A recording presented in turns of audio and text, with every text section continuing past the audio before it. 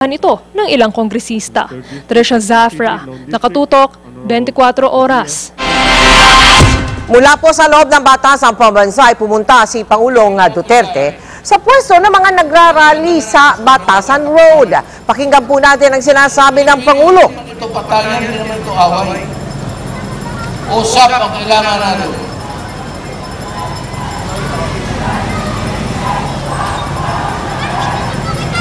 Ano yan?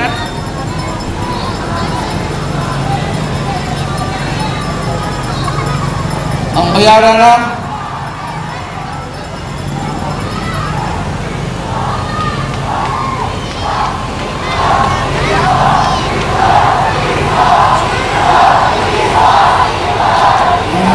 hindi ko naintindihan.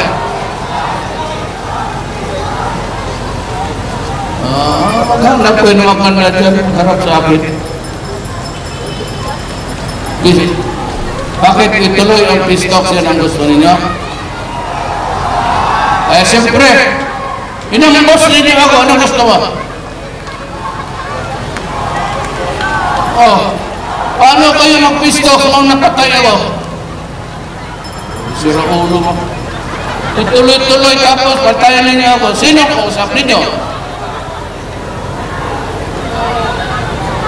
Kaya nga, huwag kayo magpakainit. Basta, sabi ko muna sa lahat sa representante, hindi ko kayo mausap lahat.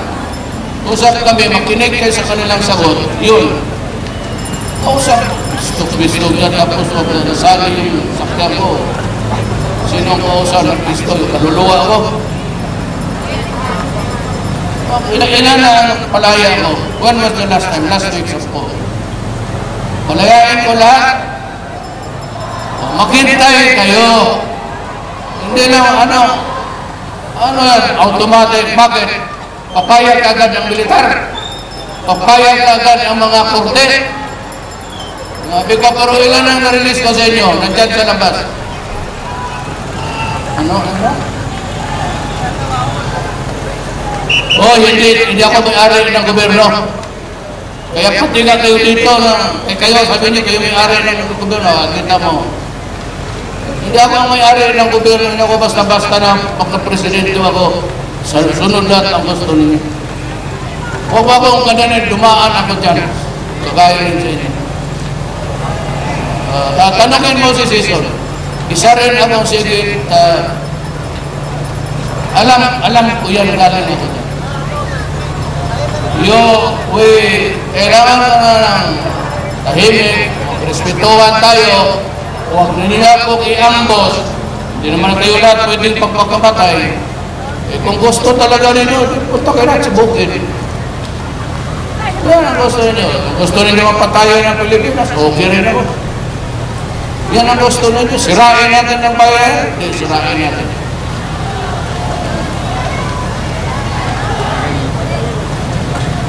Gago siguro yung nagmumura sa kanya. Hindi kita maintindihan, ano?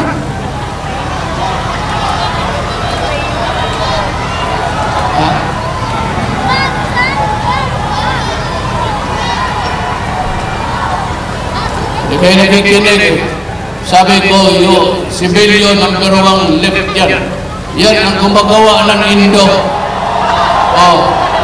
Hindi ninyo alam. Wala pa kayo sa panahon namin eh. Yan ang hindi nyo alam. Gusto nyo alamin nyo lahat. Mas marunong kayo kabilyo, katakabiterano yan doon. Kaya yung pinapakinggan mo sa kabila eh. Ngayon ganito, magrespetuhan tayo o hindi. Okay ako sigaw-sigawan ninyo, baliwala natin yan. Ulitin ko ako. Pero kung yan ang gusto ninyo, wala akong problema. Ayaw ninyo magrespeto, ambusin ninyo ako. Tiis tayong lahat. Pinapatay na kayo. Alam, sino may armas dyan? Yun na. Puputok na kayo. Walang armas.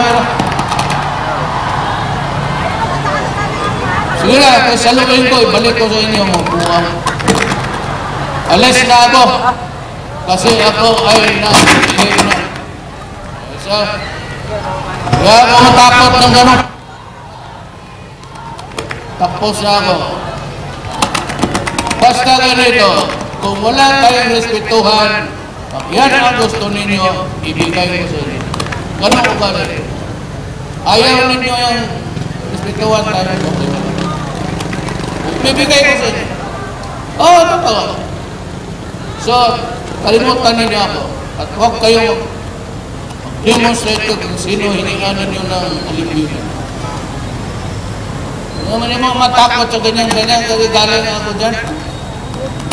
Hindi ako na-intimidate yung sigaw.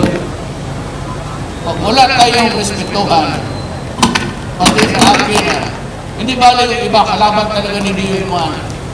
Pero pati ako, kilala ninyo, yung mga taga-Davao, ayaw yung irespeto, wala ko.